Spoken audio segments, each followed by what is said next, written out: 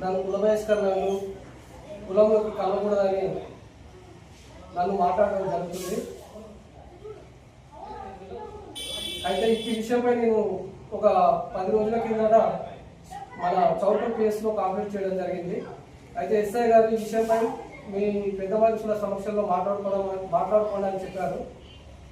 అయితే నేను ఈ విషయంపై మరి ఎలా అని కొంతమంది పెద్ద మనుషులు అలాగా మాట్లాడదామని చెప్పేసి స్టేషన్లో కూర్చొని మాట్లాడుతుండగా గట్టు వెంకటేష్ గారు నన్ను నువ్వు కులసభ్యమే కాదు, నీతో నేనే మాట్లాడతా, నీతో నాకు ఏ అవసరం లేదు అని చెప్పి మళ్ళీ అదేవిధంగా కించపరుస్తూ నువ్వేం చేసుకుంటావో చేసుకో, ఏం పీక్కుంటావో అని పెద్దారి విఘ్నేష్ నాపై కొట్టడానికి మీకు వస్తూ స్టేషన్లోనే నన్ను భయభ్రాంతకు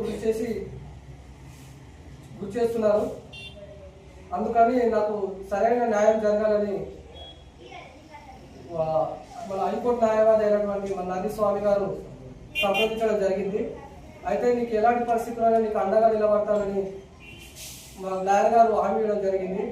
దీనిపైన కఠినమైన చర్యలు తీసుకోవాలని మా లాయర్ గారిని ద్వారా పోలీసు శాఖని కోరుచున్నాను. నాకు జరిగిన ఇలాంటి అన్యాయం మరి ఇంకొకరికి కూడా జరగకూడదు అనేది నా ఉద్దేశము. దీనిపైన కఠిన చర్యలు తీసుకోవాలనేది నా ముఖ్య ఉద్దేశంగా నేను ఈరోజు ఈ సమావేశం పెట్టడం జరిగింది.